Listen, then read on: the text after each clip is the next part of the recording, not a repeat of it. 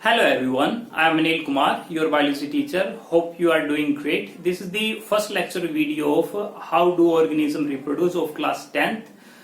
So how the organism reproduce? While the organism reproduce by the help of a process that we called reproduction.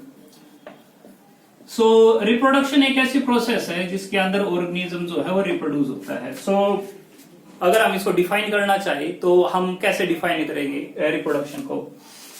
It is a biological process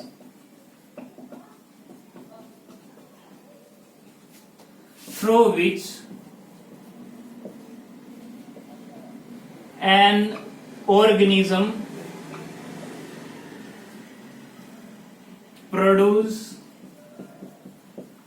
a new organism which is similar to them या फिर similar to it. ठीक है, तो पहली बात तो क्या है, रिप्रोडक्शन कौन करता है? वही करता है जो लिविंग ऑर्गेनिज्म होगा. जो नॉन लिविंग होता है वो रिप्रोड्यूस नहीं करता. तो इसी वजह से एक ऐसी प्रोसेस है, बायोलॉजिकल प्रोसेस है. दूसरी, इस ऑर्गेनिज्म के द्वारा एक जो ऑर्गेनिज्म है वो दूसरे नए ऑर्गेनिज्म को डेवलप करता है, और जो नया ऑर्गेनिज्म डेवलप होता है वो उसके जैसे ही होता है. जैसे कि आप किसके जैसे दिखाई देते हो? अपने पेरेंट के जैसे जो है दिखाई देते हो.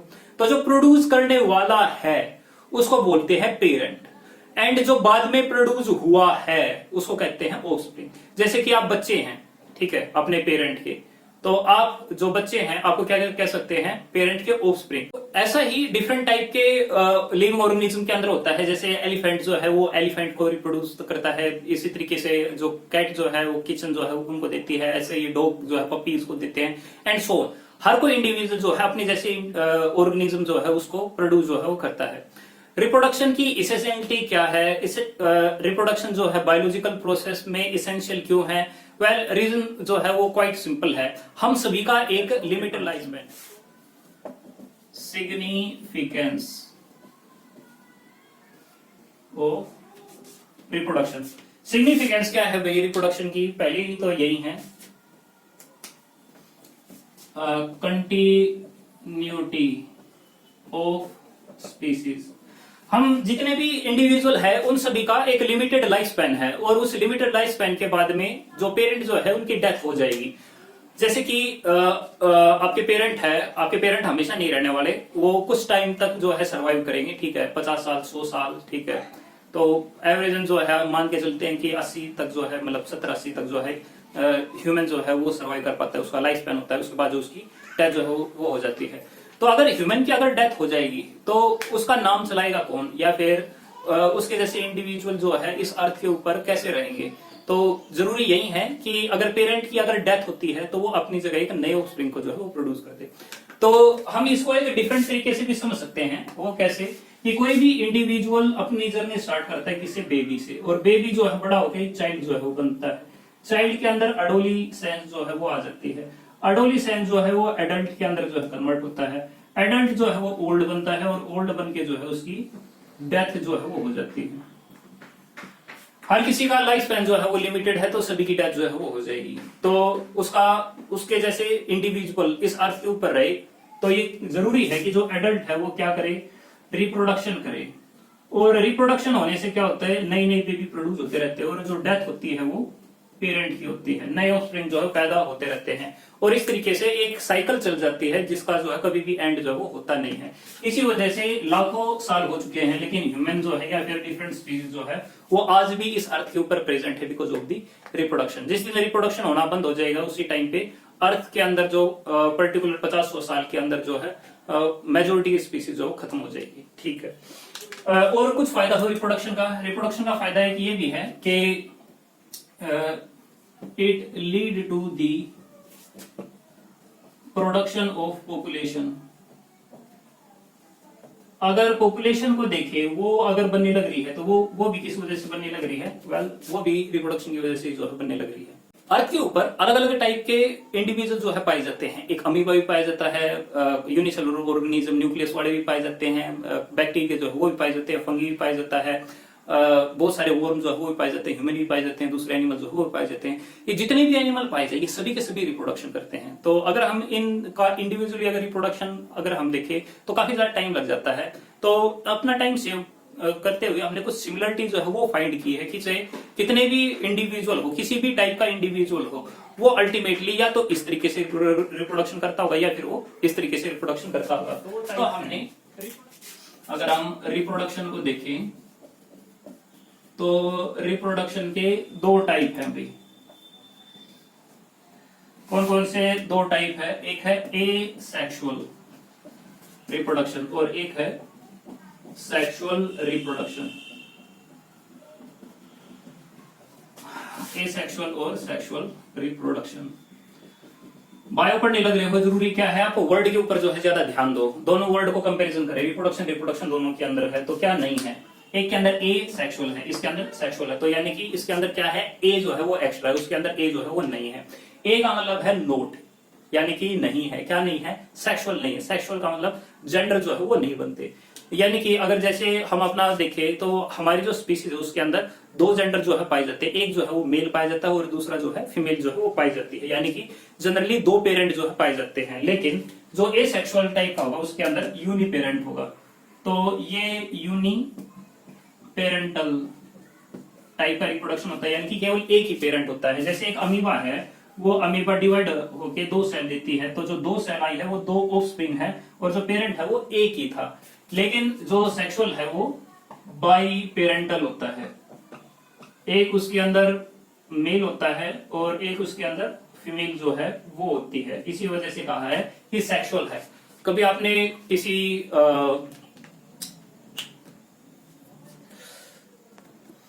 कभी आपने कोई फॉर्म भरा हो तो उसके अंदर पूछते हैं सेक्स, और सेक्स में क्या लिखते हैं, मेल या फीमेल, तो उसमें मेल फीमेल जो भी है वो सिलेक्ट कर लेते हैं। तो उसी तरीके से सेक्सुअल यानी कि एक यूनिपेरेंटल है और एक जो है बाईपेरेंटल है। हम डिफाइन कैसे करेंगे कि ये सेक्सुअल रिप्रोडक्शन जो है वो क्या है? तो हम डिफाइन कर सकते हैं कि it is the production of new organism without the help of gametes। तो यहां पर जो रिप्रोडक्शन हुआ है उसके अंदर गैमेट इन्वॉल्व नहीं होते। गैमेट पर्टिकुलरली उनके अंदर फर्टिलाइजेशन यानी कि फ्यूजन ऑफ गैमेट नहीं होता। लेकिन अगर यहां पर देखें कि जो प्रोडक्शन है, production of offspring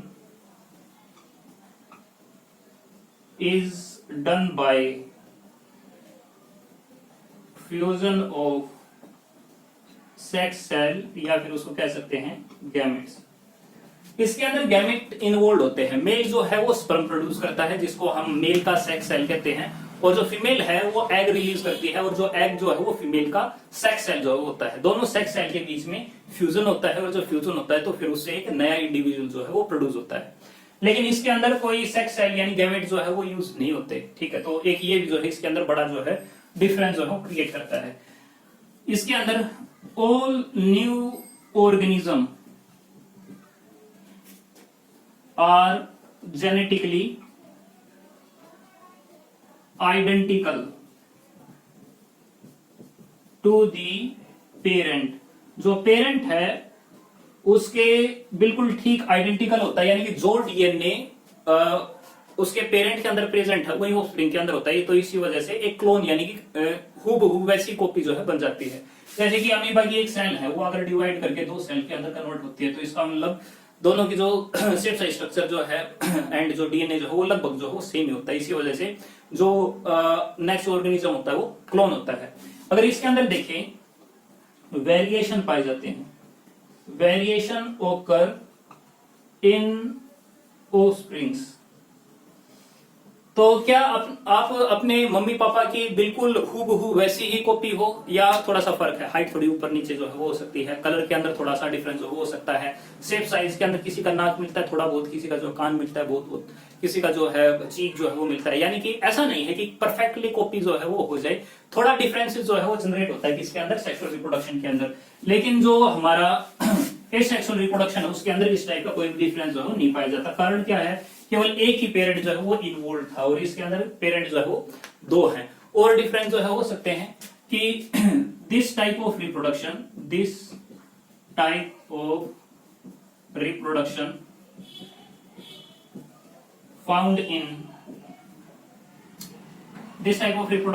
found in simple organisms. Sexual के अंदर दिस टाइप ऑफ रिप्रोडक्शन ओकर इन, इस टाइप का रिप्रोडक्शन किसके अंदर पाया जाता है? कॉम्प्लेक्स ऑर्गेनिज्म के अंदर, कॉम्प्लेक्स ऑर्गेनिज्म, ठीक है। मेजोरिटी की बात होने लग रही है, तो मेजोरिटी के जो कॉम्प्लेक्स ऑर्गेनिज्म है उनके अंदर जो है पाया जाता है, कुछ सिंपल ऑर्गेनिज्म के अंदर भी पाया जाता है, लेकिन ये है लार्जली जो है ये कॉम्प्लेक्स ऑर्गेनिज्म के अंदर जो है वही पाया जाता है। इसके अलावा कुछ और डिफरेंसेस जो है वो भी इसके अंदर हो सकते हैं, जैसे कि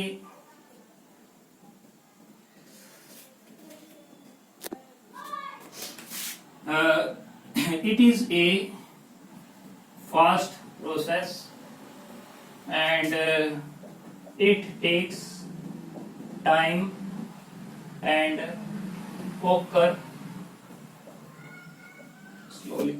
तो जैसे अगर आप अपने अंदर भी देखें तो ये जब तक नहीं हो सकती जब तक कि आपके अंदर गैमेट जो है प्रोड्यूस होना स्टार्ट नहीं होता। तो जब गैमेट बनता है तो वो अराउंड 10-12 साल जो है वो ले लेता है, उसके बाद ही जो है नया ऑर्गेनिज्म जो है वो बन सकता है। तो 10-12 साल तक तो वेट करना पड़ेगा, तो इसी वजह से स्लो प्रोसेस जो है वो हो गई। साथ में एडिशनल टाइप के एक्स्ट्रा सेल जो है वो बनते हैं जिनको हम गैमेट्स बोलते हैं, तो वो इसके अंदर जो है नहीं पाए जाते। तो हम इसमें एग्जांपल जो है वो ले सकते हैं, जैसे कि अमीबा है।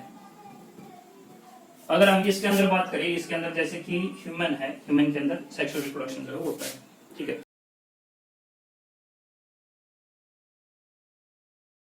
सेक्सुअल रिप्रोडक्शन, तो इस सेक्सुअल रिप्रोडक्शन के कई सारे टाइप्स हैं, उसमें से कुछ टाइप जो है हम इस वीडियो के अंदर कवर करेंगे। पहला जो हमारा टाइप है उसको कहते हैं बाइनरी फ्यूजन। फ्यूजन का मतलब क्या होता है? Splitting, break down, and binary का मतलब दो। अगर पेरेंट की बॉडी अपने आप को दो पार्ट के अंदर डिवाइड कर दे एंड दो जो डिवाइडेड पार्ट है वो एक नए ऑफस्प्रिंग की तरह अगर बिहेव करने लग जाए तो हम उसको कहेंगे कि ये एक टाइप का रिप्रोडक्शन है, और वो कौन सा है? बाइनरी फ्यूजन है। So it is a type of reproduction. It is a type of asexual reproduction in which the parent cell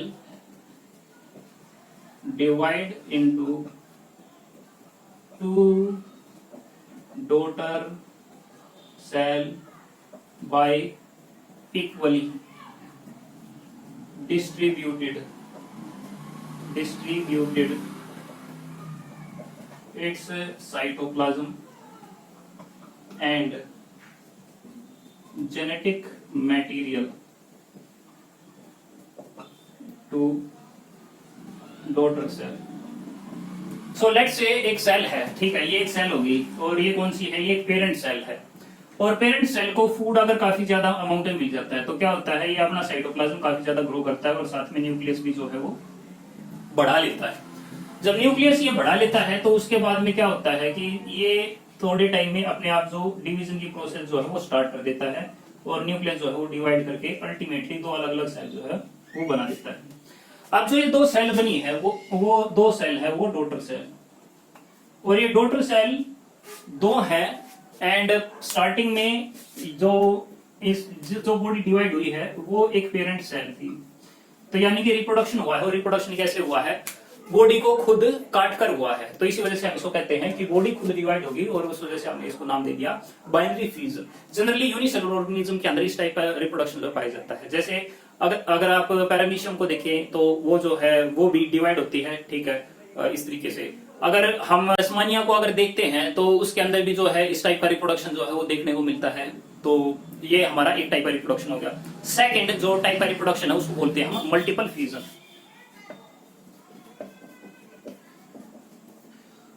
multiple का मतलब क्या है? मल्टीपल का मतलब है मैनी और फिजन का मतलब स्प्लिटिंग, यानी कि बॉडी स्प्लिट हुई और बॉडी स्प्लिट होके दो पार्ट पे डिवाइड नहीं हुई, यानी कि ने पार्ट पे बहुत सारे टाइप में होगी। एक आपने ऑर्गेनिज्म का नाम सुना होगा, प्लाज्मोडियम। नहीं सुना? मलेरिया का नाम सुना है? सुना है, ठीक है। मलेरिया क्या है? डिजीज है। उस डिजीज में क्या होता है, ठंड जो है वो ज्यादा लगती है, ब्रीदिंग के अंदर जो है प्रॉब्लम जो है वो आने लग जाती है। तो वो एक पैथोजन की वजह से होती है जिसका नाम है प्लाज्मोडियम। जो प्लाज्मोडियम है वो एक मॉस्किटो के द्वारा आती है जिसका नाम है एनाफ्लीज। तो फीमेल एनाफ्लीज एक मॉस्किटो होता है, उसके माउथ के अंदर प्लाज्मोडियम प्रेजेंट होता है। और जब भी जो मॉस्किटो है यानी कि जो एनाफ्लीज है वो कभी भी सक करती है, काटती है, तो उसकी माउथ के थ्रू जो है ये प्लाज्मोडियम जो है हमारी बॉडी के अंदर चला जाता है और डिजीज कर देता है। अंदर जाने के बाद करता क्या है, जो ये एक सेल है उसके चारों तरफ एक ये प्रोटेक्टिव लेयर जो है वो डेवलप करता है। तो एक प्रोटेक्टिव लेयर जो है वो डेवलप होती है इसके चारों तरफ, ताकि आउटर इन्वायरमेंट जो है वो इससे कट जाए एंड ये अपने आप को प्रोटेक्टेड सा जो फील जो है वो करता रहे।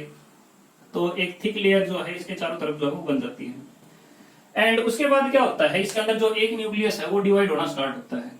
कई सारे न्यूक्लियस जो है वो बनने लग जाते हैं, और जो कई सारे न्यूक्लियस इसके अंदर बनने लग जाते हैं इस स्ट्रक्चर के अंदर, तो इसको बोल देते हैं हम सिस्ट। सिस्ट का मतलब एक प्रोटेक्टिव स्ट्रक्चर है जो बाहर के एनवायरनमेंट से कटा हुआ है, क्योंकि उसके चारों तरफ जो है कई सारी लेयर लगी हुई है। ये जो न्यूक्लियस है इसके साथ में जो साइटोप्लाज्म जो है वो एक्यूमुलेट होने लग जाता है एंड उसके साथ में मेम्ब्रेन जो है वो आने लग जाती है। और जैसे जैसे वो मेम्ब्रेन आती है उसी तरीके से डिफरेंट सेल जो है बनने लग जाती है। उसके बाद में जब ये सिस्ट जो है वो मैच्योर होता है, तो मैच्योर होने के बाद जो ये सिस्ट है ये फटता है, और जैसे ये फटता है तो इसके अंदर की जितनी भी डिवीजन हुई है ये सारी जो सेल जो है वो बन के बाहर निकलती है। तो थी तो स्टार्टिंग में एक सेल, लेकिन जैसे ये फटा तो उससे बहुत सारी सेल जो है वो निकली, और जितनी सेल इससे निकलेगी उतनी हमारी बॉडी जो है इन्फेक्टेड होगी। तो इसका मतलब बड़ा सिंपल सा है कि अगर एक सेल अगर कई सारी सेल के अंदर डिवाइड हो जाए तो हम उसको कहते हैं कि वो मल्टीपल फ्यूजन के द्वारा जो अपने आप को रिप्रोड्यूस जो है वो करने लगा है। ठीक है। तो मलेरिया से हम कैसे बच सकते हैं? वेल, अगर हम वेक्टर को एरेडिकेट कर दे, वेक्टर यानी कि जो उस डिजीज को लेके आने वाला है, यानी कि मॉस्किटो, अगर मॉस्किटो खत्म कर देंगे तो डिजीज जो है वो होगी नहीं। सिंपल सा है ना। नेक्स्ट टाइप का हम रिप्रोडक्शन पढ़ते हैं, यानी थर्ड टाइप का एक एसेक्सुअल रिप्रोडक्शन है जिसका नाम है बडिंग। बडिंग क्या होता है? बड होता है एक एक्स्ट्रा ग्रोथ। तो लेट्स से एक सेल है, अगर उसके ऊपर कोई एक्स्ट्रा ग्रोथ जो है, स्टार्टिंग में एक सेल है, अगर उस सेल के ऊपर कोई एक एक्स्ट्रा ग्रोथ अगर आने लग रही है, और अगर उस एक्स्ट्रा ग्रोथ के आने की वजह से उसका जो न्यूक्लियस डिवाइड होकर उसके अंदर चला गया एंड फिर उसके बाद में ये दोनों एक दूसरे से अगर सेपरेट हो गई, तो ये जो है एक न्यू जो सेल जो है वो बन जाती है। ठीक है। तो यहां पर जो ये न्यू सेल बनी वो पेरेंट की एक्स्ट्रा ग्रोथ से बनी है, जिसको कहते हैं बड। बड के द्वारा अगर नया ऑर्गेनिज्म प्रोड्यूस हो तो उसको हम क्या कहेंगे? बडिंग कह देंगे। जनरली जो ईस्ट जो है उसके अंदर ये पाया जाता है। ठीक है। एक अलग से ऑर्गेनिज्म भी है जिसको कहते हैं हाइड्रा। हाइड्रा एक मल्टी सेलुलर एनिमल होता है, सिलेंड्रेट, एंड उसकी बॉडी के ऊपर जो है एक ऐसी ही एक्स्ट्रा ग्रोथ आती है। वो एक्स्ट्रा ग्रोथ जो है और जो है डबल होती है और ग्रोथ जो है वो होती है, एंड फिर अल्टीमेटली ये डिटैच जो है वो हो जाता है, और डिटैच होने के बाद में दो हाइड्रा जो है वो बन जाते हैं।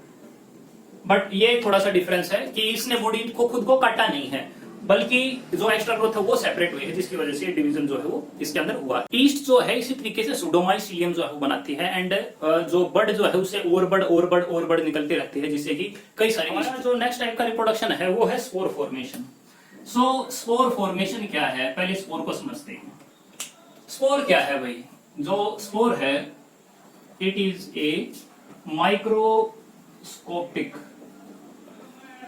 asexual reproductive body that travel in air, reach to food and germinate to give new organism। Spore जो है वो एक माइक्रोस्कोपिक बॉडी है भाई, और जो माइक्रोस्कोपिक बॉडी है उसके चारों तरफ एक हार्ड कोट जो है वो लगा हुआ है ताकि वो जो है प्रोटेक्टेड रहे, ठीक है। एंड ये एयर के थ्रू जो है ट्रेवल हो जाता है, और एयर के थ्रू ट्रेवल होकर के जब ये किसी फूड के ऊपर गिरता है, लाइक एक ब्रेड स्लाइस जो है उसके ऊपर अगर ये गिरता है, तो ये हमारा जो स्पोर जो है, अभी जो हमने यहाँ पे बात की, ये स्पोर जर्मिनेट करना स्टार्ट करता है, और जर्मिनेट करके एक लंबा सा हाइफा देना जो स्टार्ट करता है। इस हाइफा की अलग अलग ब्रांचेज जो है वो निकलनी स्टार्ट होती है, फिर ऊपर से एक फ्रूटिंग बॉडी जो है वो डेवलप होनी जो है स्टार्ट होती है। तो ऐसे ही कई सारी फ्रूटिंग बॉडी जो है वो डेवलप होनी जो है स्टार्ट होती है, इसकी भी अलग अलग ब्रांचेज जो है वो लगने लग जाती है। एंड इसके ऊपर एक बड़ा सा बल्ब जो है वो डेवलप हो जाता है। सेम यहाँ पर भी एक बड़ा सा बल्ब जो है वो डेवलप हो जाता है, और जब ये बल्ब डेवलप होता है तो इसके अंदर प्रेजेंट होते हैं ढेर सारे स्पोर, और जो ढेर सारे स्पोर है उसके पास कैपेबिलिटी है, क्या कैपेबिलिटी है कि जो ये स्पोर है वो यहां से निकल करके बाहर जाए, और बाहर किसी ना किसी जो स्लाइस जो है यानी फूड जो है उसके ऊपर गिरे, एंड फिर दोबारा से जर्मिनेट करके एक नया ऑर्गेनिज्म जो है वो प्रोड्यूस करे। यहाँ पर एक जो सिंगल हाइफा है उसको ये हाइफा है जो स्मॉल छोटी ब्रांच है, कई सारी ब्रांच होती है, उसको हम माइसीलियम जो है वो बोल देते हैं।